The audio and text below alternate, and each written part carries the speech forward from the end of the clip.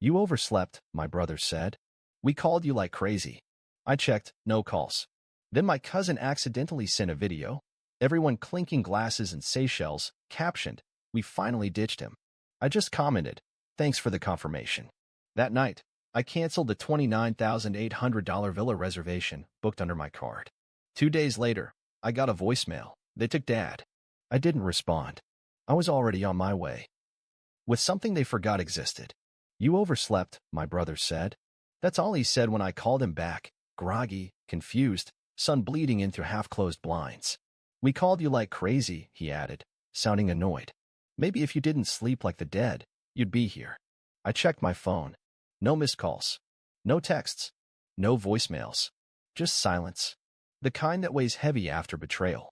I opened WhatsApp to check the group chat, the one called Family Forever. It was muted, as usual. Not because I didn't care, but because I learned that 99% of it was inside jokes I wasn't part of. That's when the video popped up. From my cousin, Ava. Probably meant to send it to her private story. Probably didn't realize I could still see it. Everyone was there. My brother. My sister. My cousins. Mom. Even Dad sitting in the back, in his beach shirt, holding up a glass like he actually wanted to be there. They were clinking champagne flutes in a massive seaside villa, white walls, turquoise water in the distance. A luxury dream. The caption? We finally ditched him #FamilyVacay #freedom. I just stared at it. Rewatched it. There was laughter in the background. Someone said, "Can't believe we pulled it off." Another answered, "He'll be fine. He always bounces back." I commented one thing under the post. Thanks for the confirmation. Then I closed my phone and smiled. Not a bitter smile. Not even sad. Just final. They thought they were clever. That I'd oversleep and miss the flight. That they could cut me out without confronting me. That I'd just shrug and maybe eventually send them money like always. But here's the thing. The villa reservation? The one they were sipping champagne in? It was under my name. My card. $29,800 for 10 days. Private chef. Butler. Infinity pool. Paid in full, non-refundable, unless canceled 24 hours before arrival. So I did what any invisible brother would do. I canceled it. At 11:42 p.m., just as they were raising another toast. And I watched quietly as the lights in their paradise began to flicker out. 2 days later, I got a voicemail. From my sister. Her voice shaking. They took Dad. I don't know what to do. Please. Call me. I didn't respond. I was already on my way. And I wasn't coming alone. I was bringing something they forgot existed. Me, when I'm done playing nice. It started small. Always does. The family chat I'd been in since 2017, Fam First, got renamed. One morning it was gone from my phone. Just vanished like a ghost. At first, I thought I'd been removed by accident. So I texted my brother. Hey, what happened to the group? He replied, one word. Oh, new thread. I asked if I could be added. Nothing. No reply. 2 days later, my sister posted a story with the new group name in the background, the core Spiroshell airplane. Everyone was in it. Except me. I messaged again. You guys planning something? She replied after a day. Just a small thing. Didn't think you'd want to come. You're always busy anyway. You're always busy anyway. That phrase repeated like static in my head. I hadn't missed a birthday in years. I was the one who organized the last reunion. I paid for half of it. I even booked their flights. But that didn't matter now. I started noticing the pattern. I wasn't just excluded. I was being erased. Like how, in a Facebook post from my mom's birthday dinner, my brother wrote, "So grateful for how Dad took care of everything this year. What a rock." I stared at that line. Because it was me who paid for Mom's surgery last spring. I even coordinated the home nurse. Or how my sister posted a picture of her graduation with the caption, "Couldn't have done it without Mom and Dad's support." Funny. Because I covered her tuition. Quietly. Without asking for anything. It didn't stop there. Once, I called Dad on a Sunday. I just wired him $4,500 for dental work the week before. He picked up and said, annoyed, "You always call at the worst time." I asked if he got the transfer. He grunted. "You know I'm not a charity case. I could have handled it myself." "Then why did you ask?" He hung up before I could answer. I stopped calling after that. What really broke something in me, though, was what happened 2 weeks before the trip. I'd asked my boss if I could take a few days off. He looked at me oddly and said, "Didn't you just say you couldn't take vacation? Your sister emailed last week. Said you're covering a critical deployment." I blinked. My sister emailed? He turned his screen around and showed me the message. It was from her personal Gmail, signed with my full name. It said I'd volunteered to stay back and support from the back end. Said I was happy to let the others go without me. I laughed. Out loud. But not because it was funny. It was precise. Cold. Calculated. She didn't just lie. She preemptively removed me from their plans and made it look like my idea. That's when the memory hit. When I asked if they were doing anything, she said, "Oh, you said you were busy, so we assumed." They didn't assume. They ensured it. The final blow came from Ava, my cousin. She meant to forward something to the core. Send it to me instead. A screenshot of their private messenger chat. A group photo of them at the airport, grinning. Matching luggage. Mom holding up a boarding pass with my name scratched out. The caption? "We finally ditched him." One of the replies, "I'll never forget it," came from my brother. "He's dead weight. All he has is money. No fun. No vibe." That was it. Not, "He's family." Not, "He's been through a lot." Not even, "Let's be decent." Just a line that summed it all up. I wasn't a person to them anymore. I was a function. An ATM. A fallback plan. A walking spreadsheet. And the one time I didn't answer fast enough, didn't wire cash, didn't book flights, they decided I was disposable. That they could cut me out, smile about it, and toast champagne in the Seychelles like I never existed. But I did exist. And I was done pretending otherwise. I arrived just before sunset. The villa was impossible to miss. White stone, glass doors, tucked into a cliffside like a secret whisper to the sea. I walked up the curved driveway, past rented jeeps and expensive sandals scattered across the patio. I didn't knock. I just opened the gate and stepped into their private paradise. Laughter spilled from the pool area. Champagne bottles clinked. A Bluetooth speaker was playing soft beach jazz. They didn't even see me at first, too busy raising glasses under gold light strung like spider webs. Then my mother turned. Her smile froze. "Oh," she said, setting down her drink. "You're here." My brother nearly dropped his phone. My sister? She looked like she'd seen the ocean rise up to swallow her whole. "What is that?" she started, but I cut her off. "Don't stop the party," I said, calm. "I brought a presentation." They stared as I walked to the poolside TV, a massive flat screen mounted under the pergola. I pulled a flash drive from my pocket and plugged it into the port. The screen flickered, then lit up. Slide 1. A screenshot of the family group chat. "We finally ditched him #freedom, with my name blurred out. Except this time, I'd unblurred it. Slide 2. An audio clip autoplayed, my brother's voice. "He's dead weight. All he has is money. No fun. No vibe." Murmurs started. One of the cousins gasped. Someone muttered, "What is this?" Slide 3. My bank statement. Blown up in 4K. $2,800 catering. $4,000 yacht deposit. $6,200 villa deposit. All under my card. All after I was accidentally excluded. I turned to face them. "You thought I wouldn't check? You thought I'd sleep through it, like a fool, while you drank champagne and toasted to being rid of me." Sister stepped forward, stammering. "This is insane." "No," I cut her off. "You know what's insane? Using my money to fund the celebration of cutting me out." One of my cousins, Theo, the quiet one, looked at the screen, then at me. "Wait," he said slowly. "You paid for the villa?" I nodded. "And everything else." He turned to the rest of them. I didn't know it was his card. "That's insane." My mother tried to recover. "Honey, this isn't how you do things. If you were hurt, you should have called. We were going to talk to you after." "After I paid for your 10th cocktail?" I snapped. "After I funded your fake family getaway?" My dad was silent, staring, his mouth drawn in a straight line. He didn't say a word, but my sister did. "You're ruining everything," she shrieked. "You always make it about you. You could have just let us have this one thing." "This one thing?" I laughed bitterly. "You mean the vacation built on my credit, my silence, and your lies?" Silence. Then I took the remote. Paused the slideshow. Let the screen rest on the receipts. The truth. "I canceled the villa this morning," I said flatly. "The payment was reversed at 9:02 a.m. Your stay-ins tonight." Gasps. Shouts. "What? You can't. They'll kick us out." I turned, looked each of them in the eye. "You wanted freedom from me?" I stepped back, heading toward the exit. Enjoy it. Tonight, you sleep on it. Then I walked out. Not a single person followed.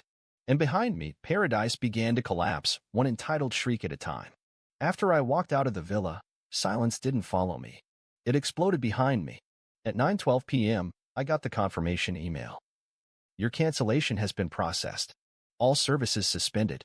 That meant the chef, the butler, the Wi-Fi, the airport transfers, even the power and water, all included in the luxury package they hadn't read the terms for.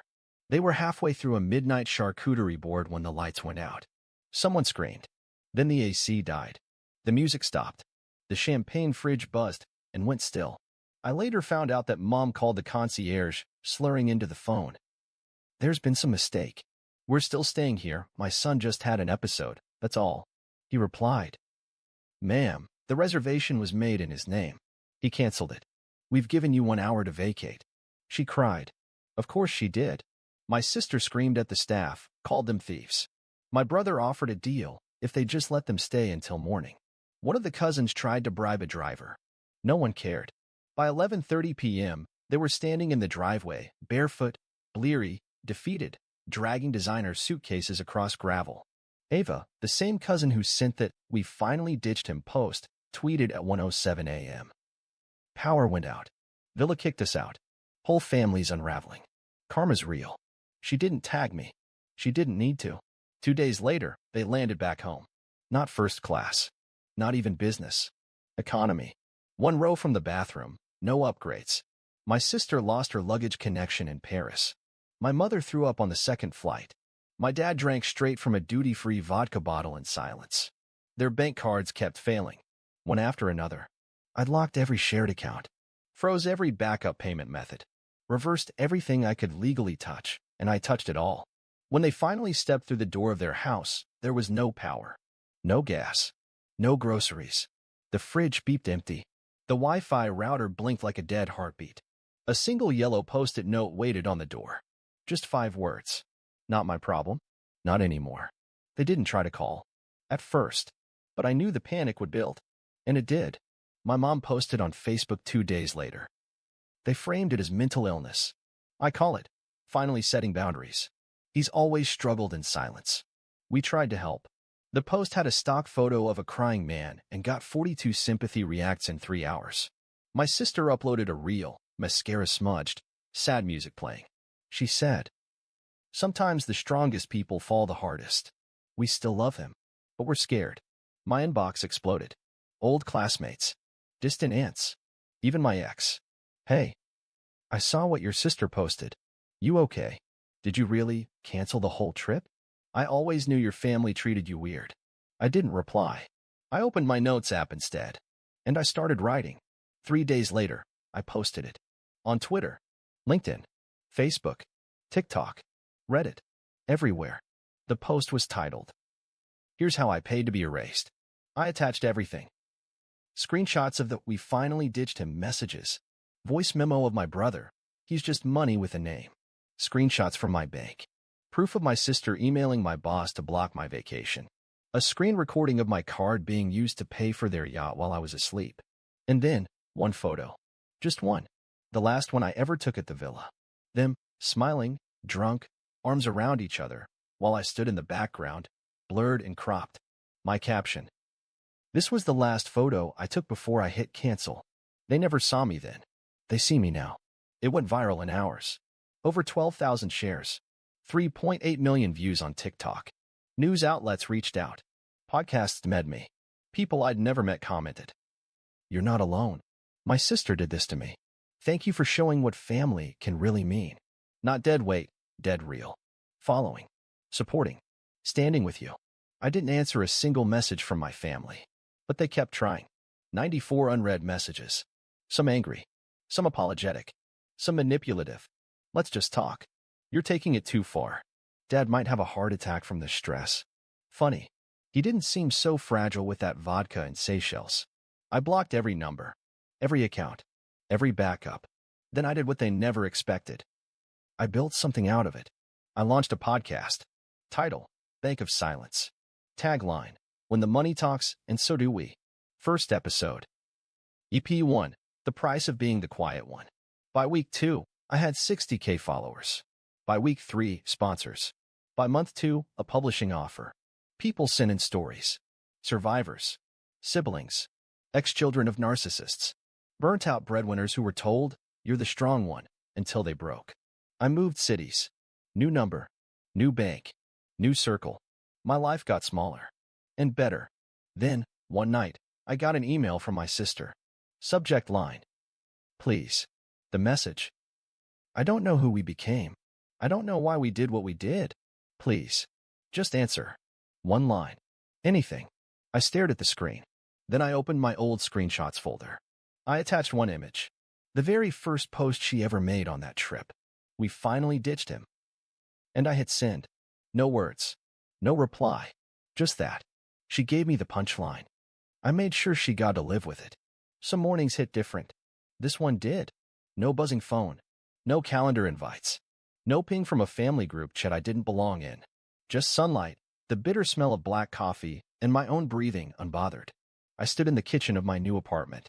A place I bought cash. Clean. White walls. No memories. The view? A city skyline that didn't know my name. And for once, I like that. I used to think I was the glue. That if I left, everything would fall apart. Turns out, I wasn't glue. I was tape. Temporary. Disposable. Ripped off when no longer needed. They never valued me, they used me.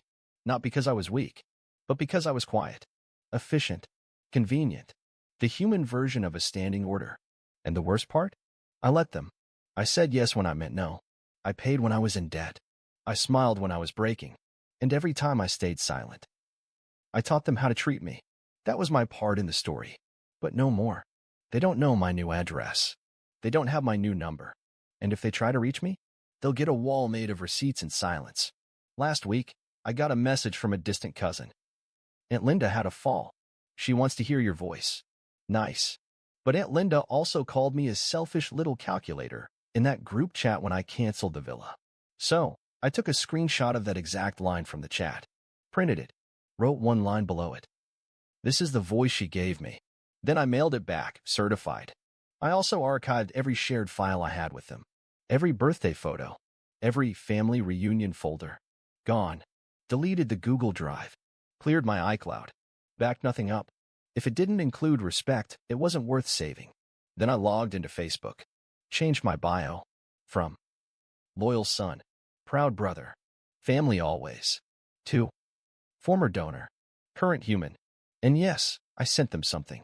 A final care package. A white box. Inside. A printed copy of the villa cancellation receipt. A cut-in-half Amex card. A framed screenshot of that tweet. We finally ditched him. A check for $52 made out to a trauma recovery foundation, with a sticky note. My last donation, finally where it's needed. Some people want closure through conversation. I got mine through silence. Some want to hear, "I'm sorry." I preferred, "Nothing left to say." I walk lighter now. The guilt? Gone. The anxiety? Silent. The need to fix what I didn't break? Buried. Turns out, I was never the problem. I was just the one paying for it. They say family is forever. But mine expired when love became a contract, and I became the currency. This morning, as I sipped my coffee, I checked my podcast stats. Episode 10, The Price of Being Left Out, 1.3 million downloads. The message inbox is full. From strangers. Survivors. Quiet rebels like me. One said, "You didn't just tell your story. You gave me the strength to end mine. That's enough for me. No anger. No bitterness. Just quiet healing finally." Before leaving my apartment today, I opened Instagram. I posted one image. An empty chair at a dinner table. Captioned, "They finally ditched me, but I got the best seat, alone and at peace."